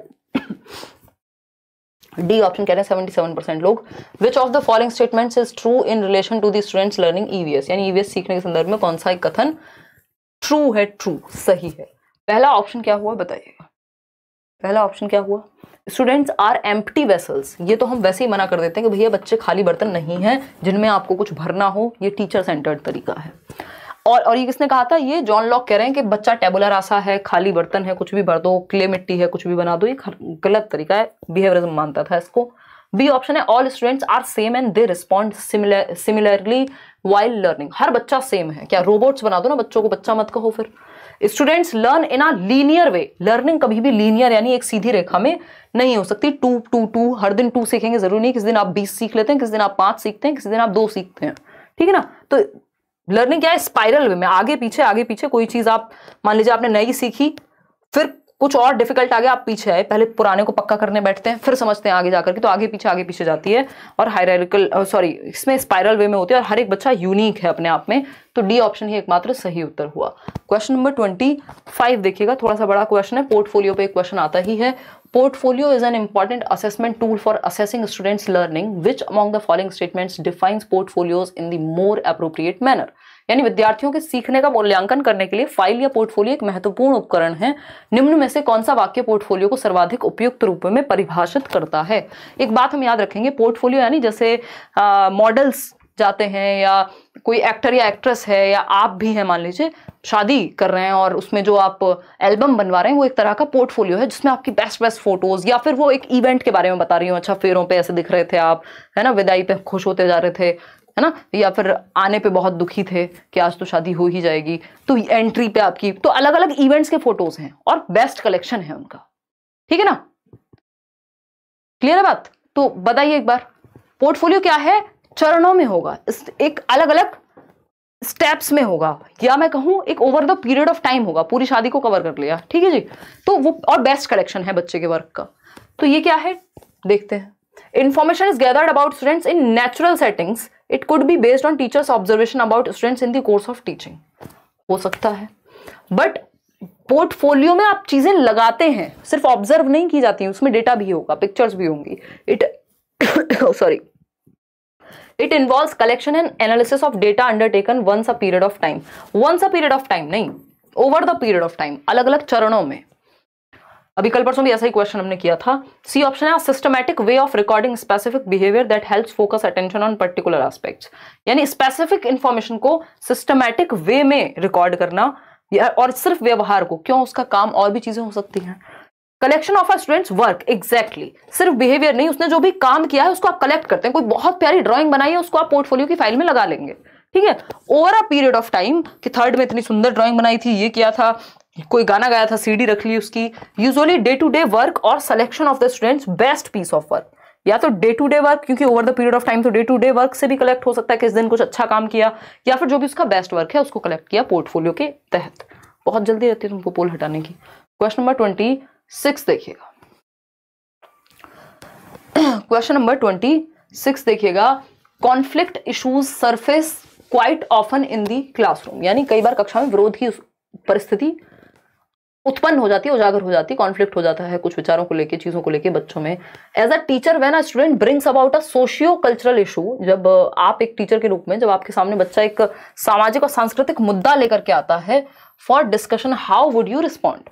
बच्चा समाज में क्या चल रहा है, संस्कृति में क्या चल रहा है, अच्छा सती प्रथा थी वो क्यों हटी, हटनी चाहिए थी, नहीं हटनी चाहिए थी, कोई भी समाज और संस्कृति से जुड़ी हुई बात बच्चा लेकर के आ रहा है। जैसे अभी किसी ने थोड़ी देर पहले कमेंट किया था कि ये 9th या 8th केस है, अभी कुछ पीसेस में कुछ तो मतलब बहुत ही ब्रूटल घटना का एक उदाहरण वो दे रहे थे। और अगर हम बात करें तो ये क्या हुआ, ये सामाजिक सांस्कृतिक घटनाएं हैं जो समाज में अभी चल रहा है और संस्कृति से अगर कोई बात जुड़ी हुई है, तो इस तरह का मुद्दा अगर बच्चा लेके आए तो क्या करोगे। Tell the students to not get distracted and focus on theme under study, यानी वो पढ़ो जो सिलेबस में दिया है। तो समाज और संस्कृति फिर मुद्दा नहीं होनी चाहिए। भाई पेपर अगर कल है तो समझ भी आती है ये बातें, बट एज अ टीचर ये तो आपका रोल नहीं हुआ सिर्फ। Tell the students to discuss this issue after the class with you, क्यों ओवरऑल डिस्कशन नहीं करा सकते आप। Tell the student to ask his or her parents and not bring it to the school. भैया सामाजिक सांस्कृतिक परिप्रेक्ष्य में सीखेगा बच्चा, अपने सामाजिक सांस्कृतिक परिप्रेक्ष्य यानी सोशियो कल्चरल एस्पेक्ट में सीखता है, कॉन्टेक्स्ट में सीखता है, जो चल रहा होता है समाज में। आपको उसकी चर्चा करने से कोई दिक्कत नहीं, बच्चे के एज और लेवल के अनुसार करेंगे, बट ठीक है ना। तो tell the student to share his or her experience and try to address the same in the class, कि बच्चे अपने अपने अनुभव शेयर करें कि वो क्या सोचते हैं इस बात पे। मान लीजिए जाति प्रथा है, कोई और बात है, कोई मूवी आई इस तरह की, अच्छा उनके क्या विचार हैं, इस पर फिर चर्चा होगी, वाद विवाद होगा, जब जाके कोई कंक्लूजन निकलेगा। तो D option is the right answer. ऐसा नहीं कि आप कहेंगे नहीं ये इस बारे में बात ही मत करो। क्वेश्चन नंबर 27 देखिएगा एक बार। क्वेश्चन नंबर 27 क्या कहता है, a teacher is keen that her students develop an understanding about plants, what among the following does she need to do. 3 question और हैं आपके। एक अध्यापिका की इच्छा है कि उसके छात्रों में वनस्पतियों या प्लांट्स की, पौधों के बारे में समझ व ज्ञान विकसित हो, इसके लिए उसे निम्न में से क्या करना चाहिए, ये पूछा है। बताइएगा, फटाफट से बताइएगा। केव्स पेडागोजी प्लीज प्लीज आएगा बैच, पता लग जाएगा आपको, क्योंकि अगर समय ज़्यादा नहीं हुआ तो फिर मैं सिर्फ बैच में ही करा पाऊंगी, अदरवाइज प्रैक्टिस तो कर ही लेंगे और एंड में आपकी मैराथन्स भी लगा लेंगे। ओके चले देखिए, अगर हम बात करते हैं सी ऑप्शन की, तो सी ऑप्शन क्या कहता है, जिसको आप सही बता रहे हैं 91% लोग। चलो पहले तो देख ही लेते हैं बाकी options. Tells students to memorize, देखो याद या रट्टे नहीं लगवाने होते, रोट लर्निंग यानी रटने का उदाहरण है। बच्चे से कहेंगे अपने पेरेंट्स से पूछ लो, हम नहीं बता रहे, ये और खराब बात होगी। कोई हिस्ट्री की बात थोड़ी है कि दादी नानी से पूछ लो। Tells students to accompany her in the school garden and identifies all the plants. एक तो इसमें टीचर भी एक्टिव, बच्चा भी एक्टिव, और एक्टिविटी करके सीख रहे हैं, सक्रिय होकर के, कि छात्रों को अपने साथ विद्यालय के बगीचे में लेकर के गए, जहां आसानी से जाया भी जा सकता है, पौधों की पहचान करने को कहा। स्टूडेंट्स टू वॉच वीडियोस, इन सबसे बढ़िया ये रियल लाइफ एग्जांपल है यहाँ पे, तो ये बेटर नहीं हुआ, वास्तविक जीवन का उदाहरण, बिल्कुल बेटर है ये सी ऑप्शन। आगे बढ़ेंगे, क्वेश्चन नंबर है कितना, 28 देखिएगा। क्वेश्चन नंबर 28 देखिए और जवाब दीजिए। फिर किसी को पता नहीं 12वां या 15वें क्वेश्चन में कोई डाउट था, उसको देख लेंगे। आपके वीडियो से बहुत यूट्यूबर्स यूज कर रहे हैं, मिसगाइड करते हैं, आई अंडरस्टैंड। और कौन से नोट्स मांग रहे हैं आप, साइंस नोट्स, नेहा टोपो। यार ये चीज़ें होती हैं, बट आपको इनके प्रति सतर्क रहना है। अगर कोई मिसगाइड कर रहा है तो उस पर एक्शन लेंगे, अदरवाइज अगर कोई इन्फॉर्मेशन शेयर कर रहा है और अपने 2 पैसे कमा रहा है तो हम सोचते हैं ठीक है यार, है ना। बट हाँ, मिसगाइड करना और फ्रॉड करना वो बहुत ही गलत बात है अगर ऐसा कोई कर रहा है तो। बाकी लोग तो खैर कंटेंट भी उस तरह की चीज़ें होती हैं कि इधर से कॉपी पेस्ट मार दो, ये कर दो, बट उस चीज़ पे मुझे लगता है कि ऐसा कौन सा दुनिया से अलग बातें हैं, ठीक है किसी का भला हो तो, है ना। हाँ, मैंने थोड़ा समय दिया है उस चीज़ को समझने में, पढ़ने में, बट प्याजे की थियरी मैंने थोड़ी बनाई है, या अगर ईवीएस एनसीईआरटी मैंने थोड़ी बनाई है। अगर किसी को पढ़ के अपना कुछ करना है भाई करते रहो। अब ऐसे सोचे तो फिर तो आप लोगों का भला तो हो ही ना पाए, है ना। फिर तो हर चीज़ पे लॉक लगा दो एक।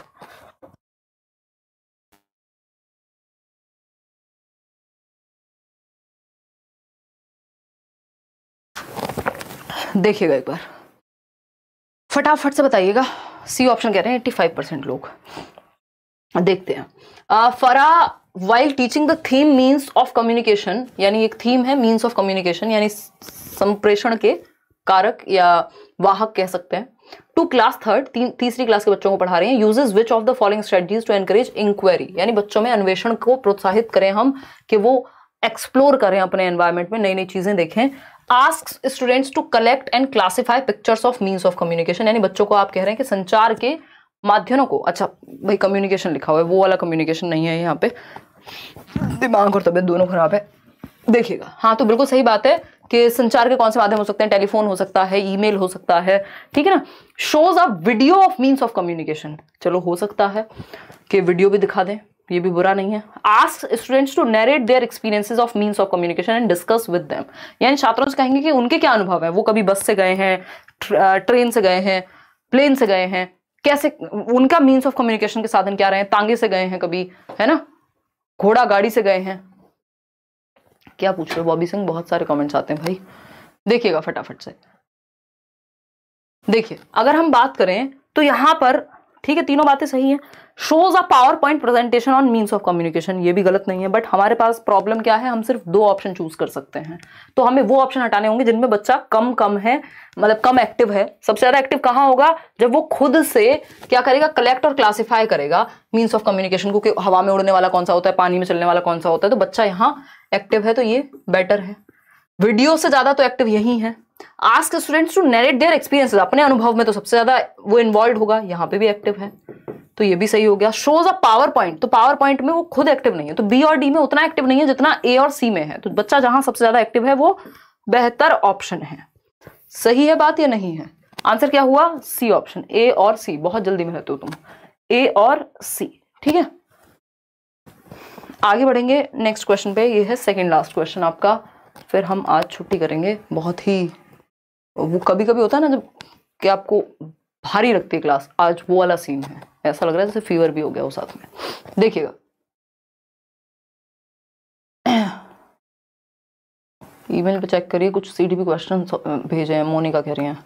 मोनिका मैं क्या बताऊं, मैं इतने ईमेल्स का रिप्लाई करती हूँ दिन में, फिर भी सबका तो पॉसिबल ही नहीं है, बट फिर भी मैं कोशिश करूंगी, है ना। 1 मंथ से आपकी क्लास कर रही हूँ, PYQ जब करती हूँ नंबर कम आ रहे हैं। माय वर्ल्ड वो नोट्स पढ़िए, कॉन्सेप्ट को ठीक करिए, सिर्फ प्रीवियस ईयर आंख बंद करके सॉल्व नहीं करना जब तक कॉन्सेप्ट क्लियर नहीं होगा, है ना। करियर पे कैसे ज्वाइन करें, I am new here. Career app download करोगे, जैसे व्हाट्सएप डाउनलोड करते हो, फिर टीचिंग सेक्शन में जाओगे, फिर सारी चीजें देखोगे, मॉक टेस्ट एंड ऑल। देखिएगा अगर हम बात कर रहे हैं क्लास थर्ड की, तो इन क्लास थर्ड चैप्टर क्या है, फ्लाइंग हाई, यानी ऊंची उड़ान। While discussing the topic birds, इसमें आप क्या बर्ड्स का टॉपिक डिस्कस कर रहे हैं। टीचर कह रही है, टीना से क्वेश्चन पूछती है, आस्क टीना, टीना आस्क आ टीचर टीना, टीचर ही टीना है, मतलब टीचर का नाम टीना है। आस्क्स स्टूडेंट्स, बच्चों से पूछती है, to observe bird and their characteristics, यानी वो बर्ड्स को ऑब्जर्व करें और उनकी विशेषताओं को ऑब्जर्व करें अपने आसपास। The purpose of this activity is to, बताइएगा फटाफट से बताइएगा। जो एक कक्षा 3 के अध्याय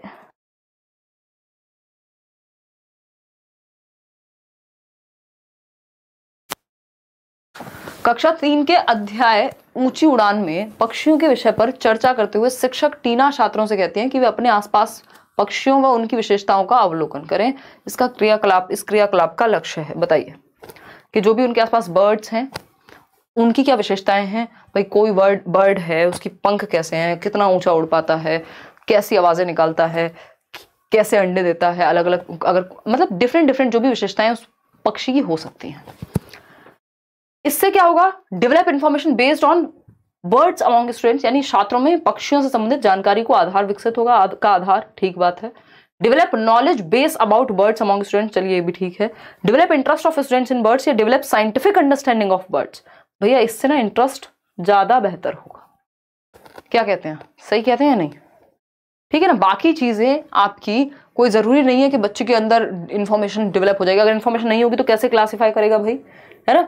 अभी यहाँ इवेल्युएट करने की तो बात हुई ही नहीं है, नॉलेज डेवलप हो जाएगी तो वो तो जो नॉलेज होगी उसी के बेसिस पे क्लासीफाई कर पाएगा ना, ऐसा थोड़ी नॉलेज अपने आप डेवलप हो जाएगी।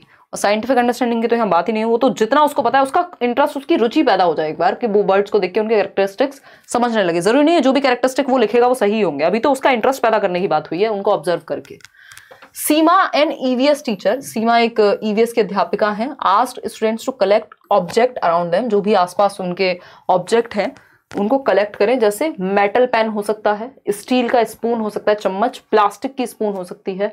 Put the objects one by one in a bucket of water and observe whether they float or sink. Students asked her why steel spoon sinks but plastic spoon floats. She did not think it was necessary to introduce density. अब यहां पे समझिएगा, बहुत ही प्यारा सा question है इनका, अगर आप थोड़ा सा ध्यान से देख रहे हैं।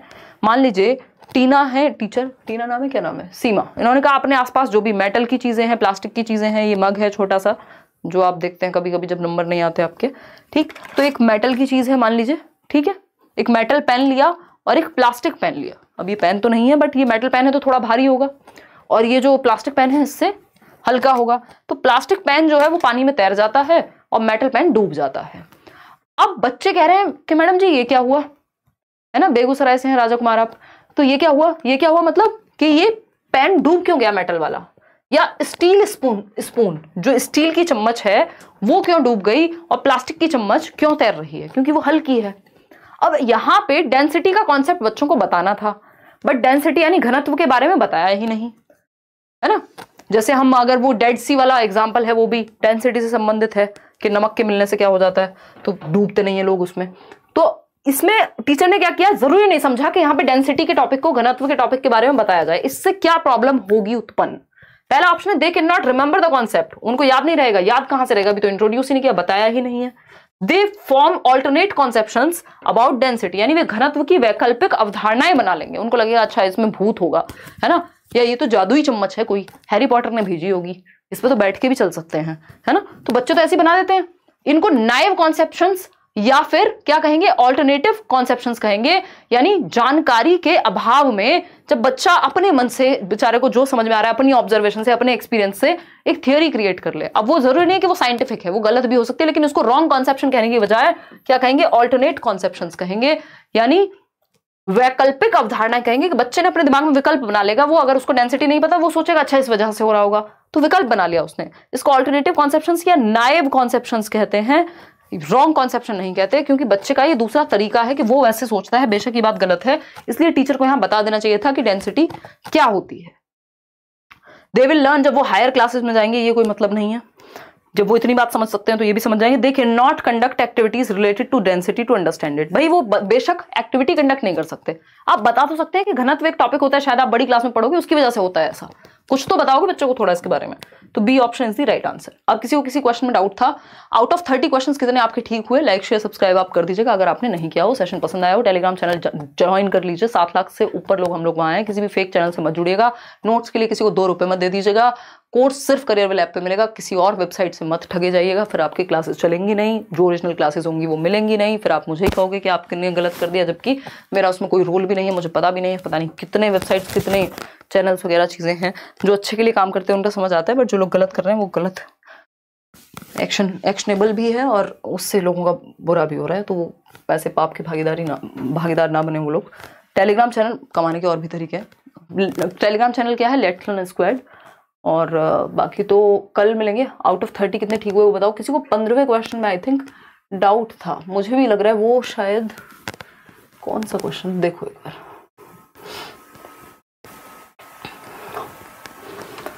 मधुमक्खी नहीं, हाँ ये है, तो डॉक्टर्स एडवाइस, एक बार पोल दे दो, doctors advise diarrhoea patients to drink plenty of boiled and, अच्छा ये तो हमने पढ़ा था। हाँ, तो दस्त के रोगियों को चिकित्सक परामर्श देते हैं कि भैया वो क्या करें, जो डायरिया जिनको हुआ है वो गर्म पानी को, उबलते पानी को ठंडा करके उसमें नमक और चीनी का घोल मिलाकर पिए, ORS बना जाए।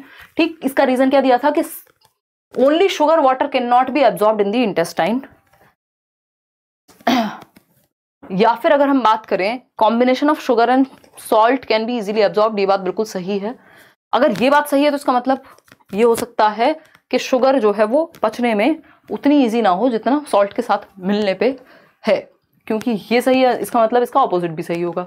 Boiling water makes the water germ free, ये बात तो 100% ही सही है दोनों, है ना। इसी में डाउट था ना, कोई कह रहा था कि तीनों सही होंगे, डी कह रहे हैं, नहीं डी तो शायद हमने डिस्कस किया था, डी तो हमने डिस्कस किया था, किसी ने बीच में टोका था तो उस टाइम शायद क्लिक नहीं किया होगा। ये बात बिल्कुल सही है कि ऐसा हो सकता है कि जो शुगर वाटर है वो सिर्फ शुगर वाटर एब्जॉर्ब ना कर पाए आते हैं उस टाइम पे, तो इसलिए नमक का सहारा लिया जा रहा है, दोनों का मिक्सचर बनाया जा रहा है, इसको सही मानेंगे। ABC, एक बार इसके बारे में और भी पढ़िएगा, है ना। A, B और C, अगर कोई और एक्स्ट्रा जानकारी होगी तो मैं भी बता दूंगी, बट हाँ ऐसा हो सकता है बिल्कुल, क्योंकि ये जो बात है इसका जस्ट ऑपोजिट है ये, तो जब ये सही है तो इसका ऑपोजिट मतलब रीजन है ना उसका, एक तरह से अगर आप देखेंगे तो असर्शन के फॉर्म में अगर ये क्वेश्चन दे देता है, स्टेटमेंट दे देता है ये वाला, तो रीजन इसका ये हो जाता है कि क्योंकि शुगर वाटर जो है वो खाली एब्जॉर्ब नहीं हो पाएगा। तो इसका प्लीज आंसर आप A मार्क कर लीजिएगा, D को हटा करके, ठीक है। चलिए आज के लिए हम इतना ही रखेंगे, आउट ऑफ 30 कितना ठीक हुआ वो आप बता दीजिएगा। कल हम चर्चा करेंगे जहां तक है CDP की, और फिर उसके बाद जल्दी ही मैराथन भी शुरू कर देंगे। होपफुली कल तक तबीयत जो है वो थोड़ी बेटर हो जाए, मैं घर का खाना वाना ठीक से खाने की कोशिश कर रही हूँ ताकि, और ये पैर भी तब तक बेटर हो जाएगा। ध्यान रखिएगा अपना, take care, bye bye, good night. कोई और कमेंट में अगर डाउट हो, कोई भी बात हो तो आप कमेंट कर सकते हैं। थैंक यू सो मच, धन्यवाद। कल 9 बजे मिलेंगे, रात को टाइम से मिलेंगे कल।